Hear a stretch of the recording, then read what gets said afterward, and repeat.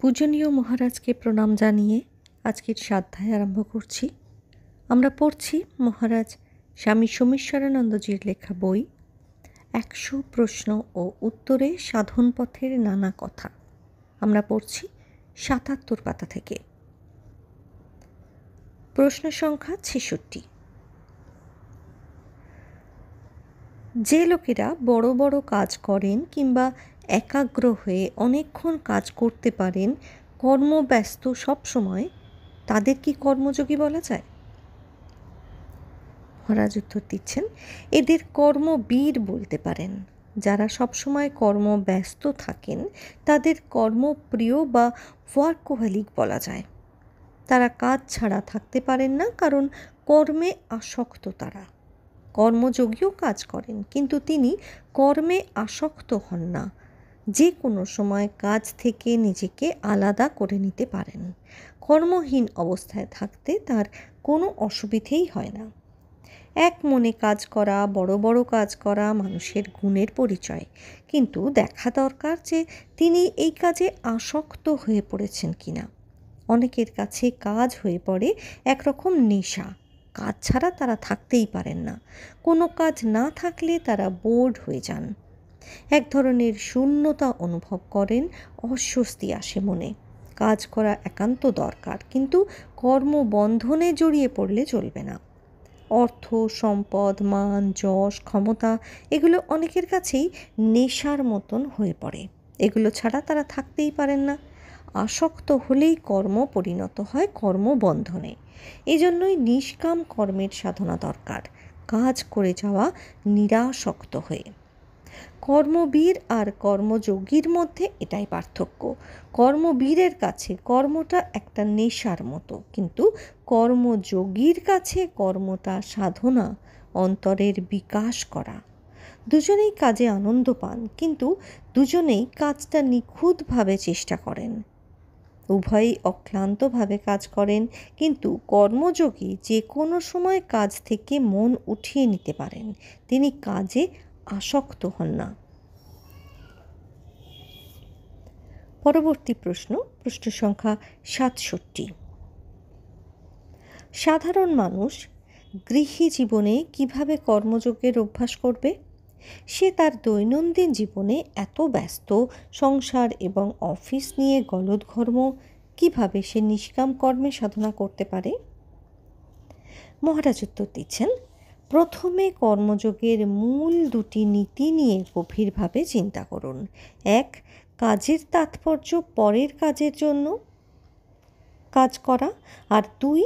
সাফল্য ব্যর্থতার বদলে আনন্দ সহকারে কর্তব্য কর্ম করুন। কাজের সঠিক পদ্ধতির প্রতি লক্ষ্য রাখুন।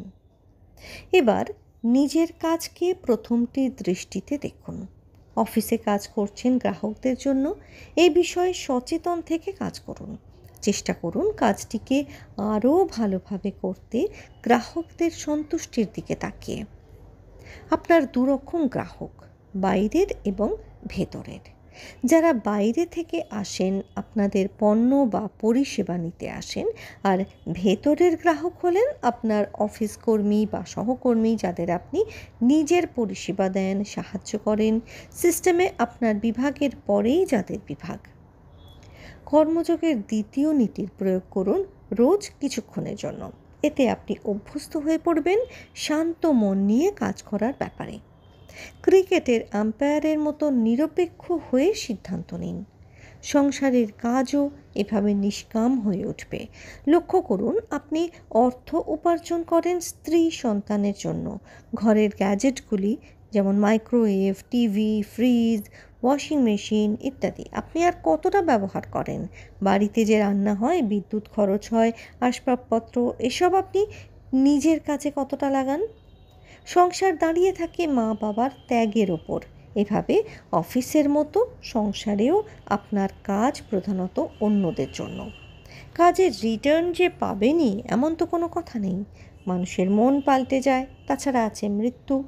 ভবিষ্যৎ তো অনিশ্চিত। কোনো সম্পর্কই চিরকালের জন্য নয়।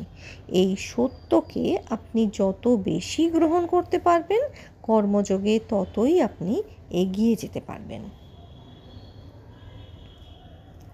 প্রশ্ন সংখ্যা 68। কর্মসাধনার 3টি পদক্ষেপ: work and worship, work as worship, work is worship.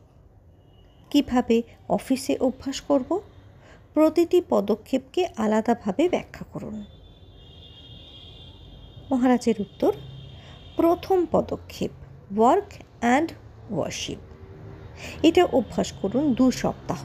বাড়িতে তো জব ধ্যান করেনি, অফিসেও সেই আধ্যাত্মিকতা বজায় রাখুন। অফিসে যেতে যেতে মানসিক জপ করতে থাকুন সাধ্যমতো। সংখ্যা রাখার দরকার নেই, আঙুল গোনারও প্রয়োজন নেই। মনে মনে জপ করে যান যেমন ইচ্ছে, টেনশন আনবেন না। অফিসে গিয়ে নিজের চেয়ারে বসে মনে মনে বলুন, এতদিন কর্ম করেছি অফিসে, আজ কর্মযোগ অভ্যাস করব। মনে মনে এটা বলুন 4 থেকে 5 মিনিট চোখ বন্ধ করে। এবার কাজ শুরু করুন। 25-30 মিনিট পর কিছুক্ষণের জন্য থামুন। মনকে বলুন, কর্ম নয়, কর্মযোগ অভ্যাস করছি আমি। ভাবের সঙ্গে আবেগের সঙ্গে বলুন। মিনিট 2 এভাবে বলে আবার অফিসের কাজ করতে থাকুন।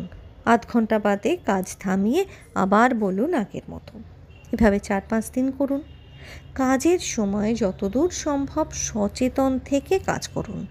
ঈশ্বর আপনার কাজ দেখছেন, এই ভাব রাখুন। দিন 5 বাদে শুরু করুন দ্বিতীয় পদক্ষেপ ওয়ার্ক অ্যাজ ওয়ার্শিপ। কাজ আরম্ভের আগে ভাবতে থাকুন, আমি কাজ করছি গ্রাহকদের জন্য, তারা আমার ওপর নির্ভর করে, সেবার মনোভাব নিয়ে কাজ করতে হবে। মাঝে মাঝে কাজ বন্ধ করে মনে মনে বলুন, আমি গ্রাহকদের জন্য কাজ করছি। যথাসাধ্য মনকে শান্ত রাখুন, পরিস্থিতি সেটা যেমনই হোক। পূজার মানসিকতা নিয়ে কাজ করুন। কাজের দায়িত্ব ঈশ্বর দিয়েছেন, পরে তিনিই মূল্যায়ন করবেন। তৃতীয় পদক্ষেপটি করা ততই সহজ হয়ে যাবে যতই আগের পদ্ধতিটা অভ্যাসের মধ্যে চলে আসবে। এই অভ্যাসে কাজের মাঝে মাঝেই নিজেকে বলুন, এই সময়টায় কর্মই আমার সাধনা। জব ধ্যানের মতন অফিসের কাজও আমার কাছে আধ্যাত্মিক সাধনা। ঈশ্বর আমার কাজকে দেখছেন এবং কাজের শেষে তিনিই আমার মূল্যায়ন করবেন। তার কাছেই আমাকে রিপোর্ট দিতে হবে। এই মানসিকতা রাখুন নিজের মনে যতটা সম্ভব। ব্যায়ামের বই পড়ে তো শুধু লাভ নেই, অভ্যাস করতে হয় শরীরকে সবল রাখতে। তেমনি ধর্মের বইও পড়লে শুধু হবে না, অভ্যাস করতে হবে। তবেই ধর্ম জীবনে রূপান্তর আনবে। আমরা আজকে 79 পাতা পর্যন্ত পড়লাম। পরের দিন থেকে এক নতুন অধ্যায় আরম্ভ হবে, শ্রীরামকৃষ্ণের পথ। এই প্রসঙ্গে প্রশ্ন উত্তর থাকবে পরের অধ্যায়ে। সবাই ভালো থাকবেন, সুস্থ থাকবেন।